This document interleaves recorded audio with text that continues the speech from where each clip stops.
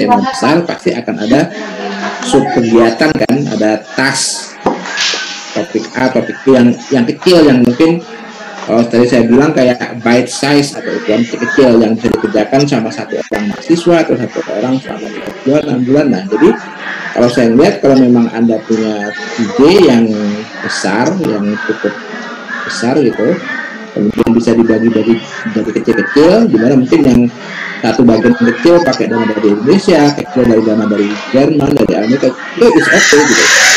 Yang nggak boleh kan kalau memang secara etika kalau satu kerjaan yang sama diulang-ulang itu nggak bisa gitu loh. Itu kalau dibagi kecil-kecil ya nggak apa-apa. Ukuran misalkan gini ya, ini saya ambil contoh, mungkin Anda perlu karakterisasi pakai alat A sama alat B, yang alat A di Indonesia, yang alat B di Singapura misalkan, itu oke, itu nggak ada masalah tuh.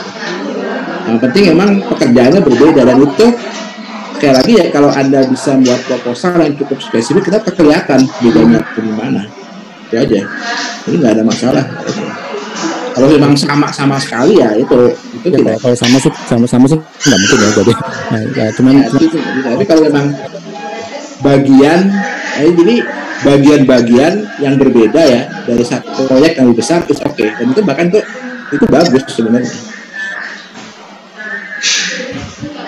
Kalau dari yang DAD-nya sama Fulbright-nya mereka tidak maksudnya ketika nanti ada evaluasi, apakah mereka menanyakan misalnya nih kita yang seperti yang tadi disampaikan sama Pak Suwaryo, kita punya topik besar gitu ya, topik besar, terus kemudian kita buat penelitiannya memang lumayan komprehensif. Jadinya di situ ya kita tuliskan bahwa penelitian ini dapat dari 2 funding seperti itu. Enggak apa-apa. Dari Fulbright-nya nggak ada ini aja. Dari Fulbright-nya atau DAD-nya nggak ada kasarnya komplain seberapa persen dari apa gitu, dan ada seperti itu nggak ya ketika sini? Saya nggak mewakili Fulbright atau DAD ya, tapi setahu saya sih kalau kayak gitu kayaknya nggak banyak dipermasalahkan deh. Kayaknya nggak, maksudnya memang nggak ngecek sih, memang itu nanti terkembali ke kita ya, etika kita ya. Jadi memang sebisa mungkin ya ada unsur pembedanya gitu loh, jangan sama persis nanti dipakai untuk 2 yang berbeda. Dari mereka sih nggak sampai ngecek sejauh itu ya, tapi kembali lagi ke kitanya. Jadi sebenarnya yang DAD sama Fulbright itu topiknya ya satu kegiatan besar saya, cuman itu ada pembeda ya di metodenya ya, yang di DAD dan Fulbright, tapi secara keseluruhan itu satu proyek yang sama. Jadi bagaimana untuk mengontrol tadi functional electrical stimulation ya, untuk orang-orang dengan SCI ya, spinal cord injury. Nah sebenarnya itu bisa dibilang tujuan besarnya sama, hanya metodenya yang berbeda.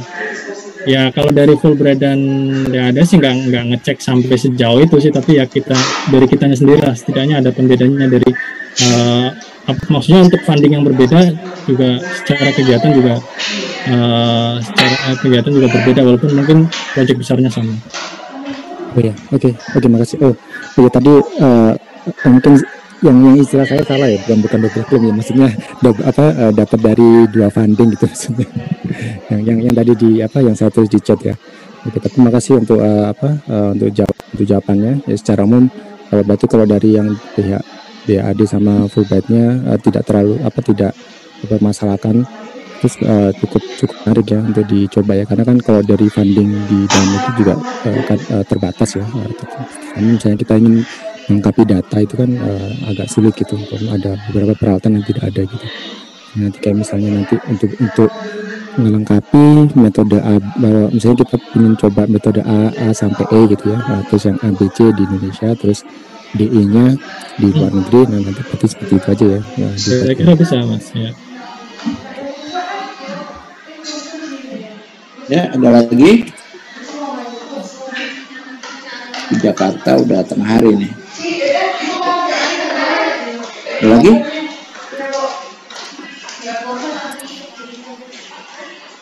Katanya nggak ada lagi ya. Ya. Baik, kalau gitu mungkin saya kembalikannya ke Jauhar ya untuk menutup acara kita, dan jangan lupa nanti hari Sabtu ya. Ya. Terima kasih atas presentasinya Bapak Edi Kurniawan, dan terima kasih atas waktunya Bu Rike, Pak Denny, Pak Haryo, dan semua peserta yang telah bersedia mengikuti acara pada hari ini. Dan mohon kepada semua peserta untuk mengisi daftar hadir yang linknya telah saya share di chat, sehingga bisa untuk mempertanggungjawabkan kegiatan ini. Untuk tugasnya juga saya sudah share di chat bahwa 20 nama pertama yang menyatakan bersedia untuk melaksanakan tugas rumah penyusunan proposal dipersilakan untuk mengerjakan tugas tersebut, dan apabila tidak bersedia mohon untuk menghubungi saya melalui WA ataupun email, sehingga kuota dari 20 proposal yang akan dievaluasi bisa digunakan oleh peserta lain yang bersedia. Ya, terima kasih untuk semuanya.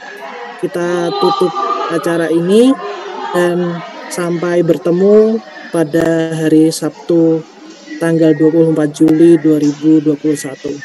Wassalamualaikum warahmatullahi wabarakatuh. Waalaikumsalam.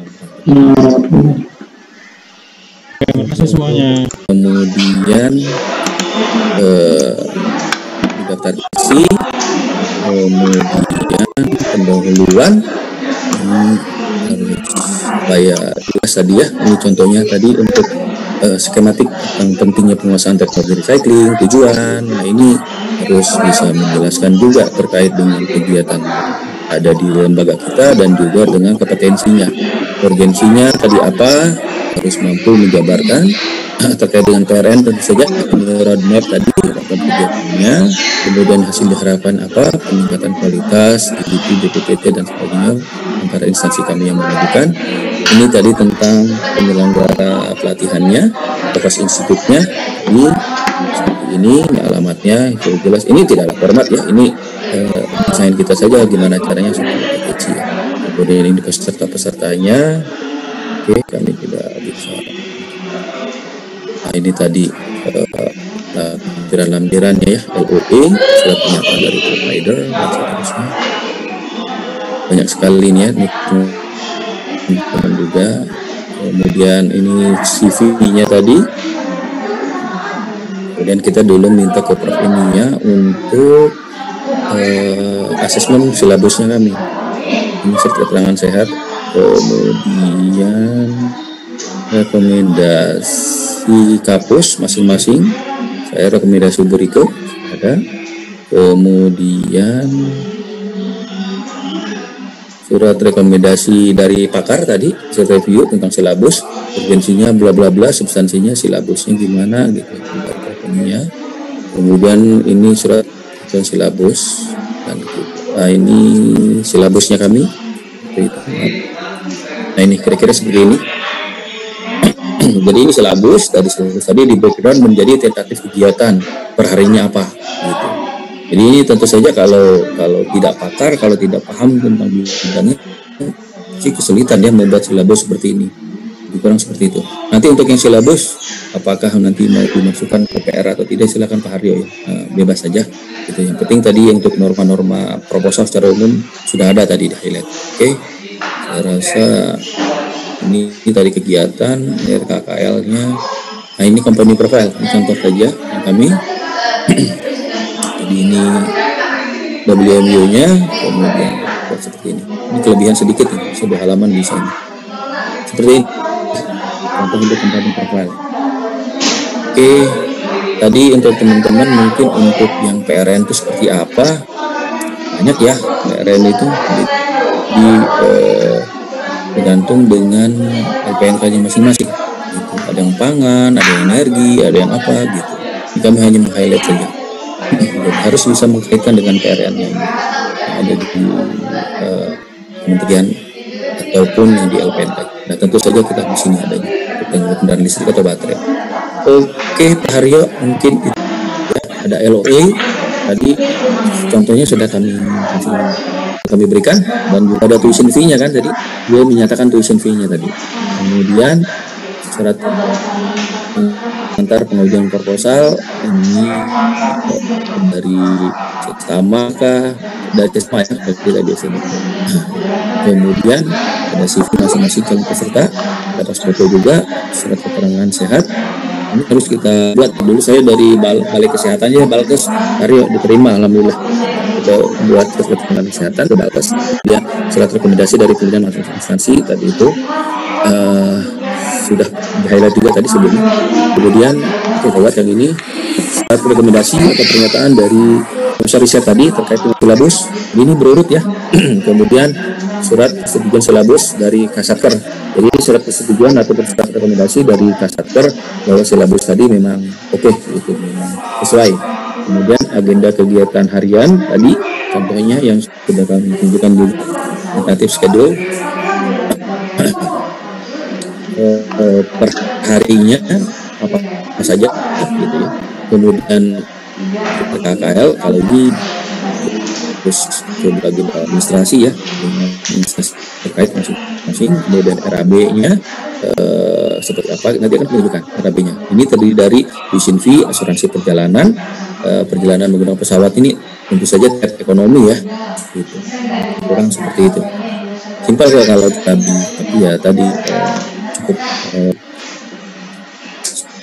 surat kerja ini untuk yang non UNK ya, tadi dari universitas maupun dari industri. Kemudian tadi company profile lembaga penyelenggara kegiatan. Ini tadi makanya saya minta ini masuk dalam tugas juga, maksimum 2 halaman termasuk dengan gambar, ilustrasi, foto dan si lembaga penyelenggaranya.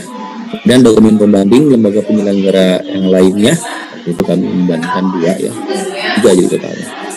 Kurang seperti itu. Oke, anggaran ini lebih kurang kayak gini Pak Haryo. Per peserta segini. Nah, 3.000 kami segini itu hanya untuk adik sekitar 2 minggu ya, 2 minggu 3 minggu. Gitu Pak Haryo. Ini jadi worth it juga ya. Jadi akhiran cukup exhausted tadi, tapi ya worth it. Yes. Oke. Mungkin penugasan seperti yang sudah di-share oleh Pak Mas itu ya, Mas Johar ya, Pak Haryo ya. Iya Pak, ini sudah saya share melalui modul. Baik. Tapi mungkin kalau misalkan lebih detail, silahkan. Oke, silahkan di screen share aja nih teman-teman. Lebih kurang sama sepertinya. Mungkin ada yang belum ini, jadi silakan tadi menyusun RAB dengan contoh yang sedang kami tiket ekonomi. Tolong ini real dalam tanda petik, walaupun ini dummy latihan, tapi sebisa mungkin harus mendekati real ya. Living allowance kalau di UK kalau nggak salah kan lebih mahal ya dibandingkan non UK, walaupun di Eropa misalkan itu harus real. Asuransi kesehatan juga berapa, tuition fee-nya kira-kira berapa di sana, transport lokalnya dengan tiket ekonomi pesawat. Di Jepang sama ke Eropa beda dong, pasti lebih mahal. Di target jadi saja. Memang ini Mas Denny ya, kita kan pikir cuma ada waktu 3 hari kan untuk para peserta bikin proposal, makanya kita buat kira-kira yang mungkin proposal inti 3 sampai 8 halaman saja, lalu RAB 1-2 halaman dan betul 2 halaman itu apa? Jadi nggak kalau untuk yang ini saya rasa perlu juga Mas Haryo ya. Jadi ini saya rasa teman-teman mampu lah, kalau yang rata-rata S3 mah tidak ada masalah. Profile saya kira bisa cover letter udah jago lah semuanya. Jadi mereka seolah-olah dummy aja ya, mensurati ke institusinya X tadi yang diinginkan, baik itu kampus, baik itu research institute, baik itu industri, silahkan gitu. Mereka membuat cover letter, kemudian executive summary-nya tadi mungkin 1 halaman boleh ya, ibaratnya kayak proposal 1 halaman lah kayak Pak Haryo gitu, silahkan gitu. Nah itu boleh. Kemudian roadmap kalau bisa ya, kalau memang enggak ya sudah, ini roadmap kita bisa hilangkan Pak Haryo. Mudah-mudahan sih bisa ya roadmap gitu. Dan silabus ini memang agak kalau saya lihat kalau riset lo kan memang khusus untuk pelatihan ya. Betul. Nah kalau saya lihat akan lebih mudah kalau memang diberi kebebasan aja. Katakan ini kita buat untuk kunjungan riset ya, kunjungan riset model. Kunjungan riset pun sama, Mas Aryo. Visiting scholar harus membuat jadwal juga. Enggak, kunjungan riset kan orang luar ke Indonesia. Oh, yang orang luar ke Indonesia. Enggak, kalau yang visiting scholarnya kegiatan riset pro kan ada. Tetap harus membuat jadwal kegiatan, silabus.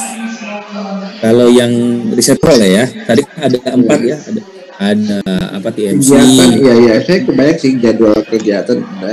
Coba kita coba. Ya. Jadi supaya jelas gitu sesuai dengan targeting dia tadi, dia kan sudah membuat targeting di ininya kan jelas tuh ngapain saja kayak gitu. Tapi kalau dirasa sulit, mungkin 2 ini bisa di omitted saja Pak, bisa diabaikan saja gitu kalau memang dirasa sulit gitu. Tapi saya rasa untuk RAB biar teman-teman belajar ini juga ya Pak Haryo ya. Saya rasa untuk di semua funding yang penting ya. Nah, kalau memang kalau tadi kalau yang saya jalankan memang proposal inti 3 sampai 8 halaman ya. Betul.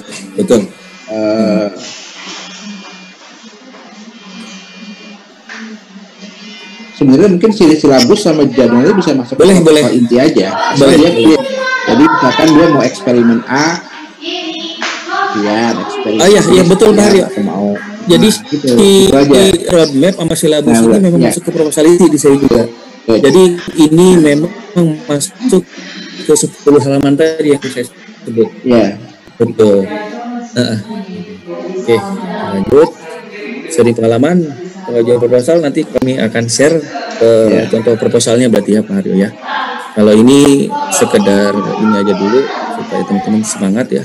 Nah ini dulu bukti bahwa saya sudah ke sana menjakan kaki ke Amerika tempat Pak Haryo dulu sekolah. Ini kami disambut di sana makan. Kemudian ini pas hari pertama training kami perkuliahan kami ini dengan Profesor Wu ahli bateri. Kemudian tadi itu kami juga disambut di sana oleh dekannya untuk nonton hoki tadi. Dan kebetulan nggak lama ini sekeluarga nih Pak Haryo. Setelah beliau pergi gantian yang datang rektornya. Ini rektornya lah langsung. Iya, kemudian diupload ke Twitternya dia. Share ke kami. Pas lagi nonton si Broncos ini kami nih. Alhamdulillah menang ini. Ini WM ini nih ya, kaos ini. Oke. Kemudian ini ketika trip di lokasi di sana ya beberapa lab atau itu ya Wakil Menteri Tenaga Kerja ini. Tahu ya? Iya betul. Oke. Ini di kampusnya di beberapa lokasi kami lihat-lihat. Nah, ini ada yang narsis. Lanjut, kemudian ini di fasilitas untuk renewable energinya juga di sana kami sempat jalan-jalan kita lihat-lihat. Kemudian ini ketika di kelas penjelasan ya timnya mereka tentang green building, green energy juga.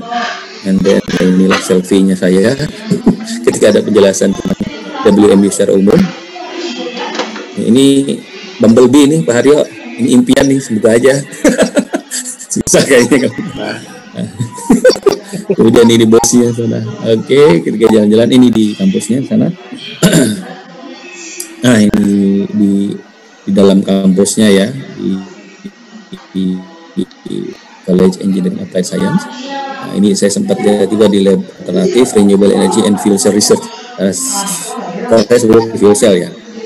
Oke, kemudian ini ketika riset lab betul-betul kita riset juga ya, training riset betul-betul riset juga di sana melakukan ya, tapi efektif Pak Haryo. Jadi setelah dibikin selesai kita presentasi di kayak sidang gitu kendaraan ibaratnya.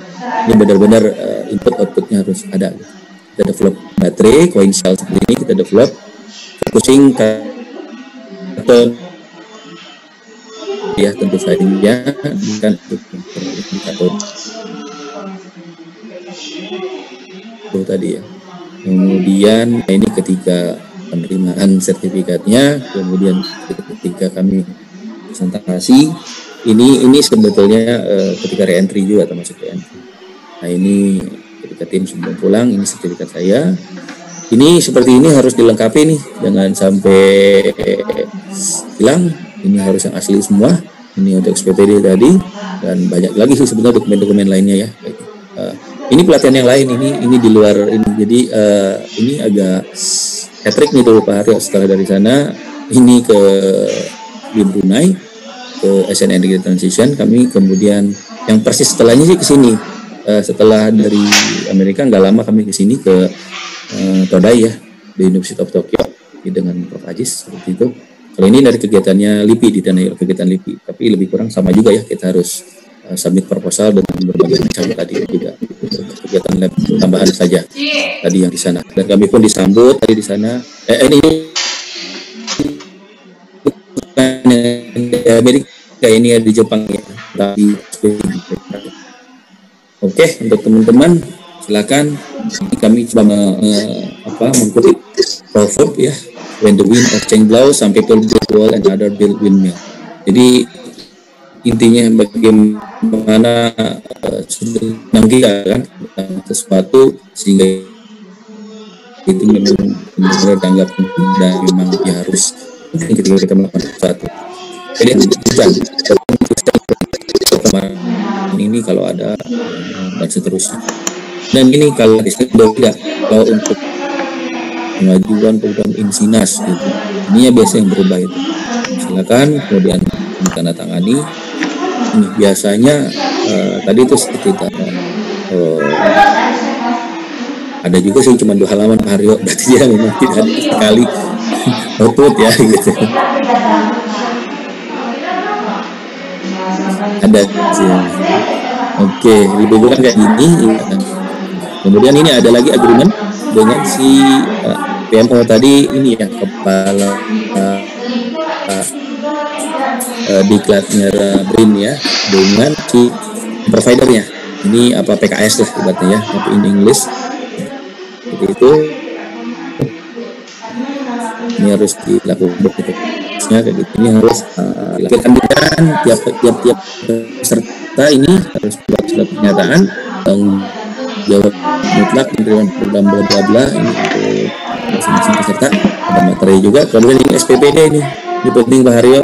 Saya rasa udah pengalaman juga udah tahu ya, ini untuk teman-teman PNS gitu ya. Ini harus dibuat nanti secara fisik, harus ditandatangani oleh ini apa di sana seterusnya. Nah ini lembar dokumen untuk pertanggungjawaban keuangan ini kali ini urusan lanjut. Ini untuk laporan juga kan, jadi bentuknya tadi ada 4 ya. Ini ada sertifikat atau surat keterangan dari lembaga penyelenggara pelatihan maupun industri gitu, atau boleh kampus boleh industri ya, ini ya terserah gitu. Kami kalau apply ke industri itu susahnya minta ampun, karena industri kan biasanya nggak mau ketahui ya rahasianya ya. Kemudian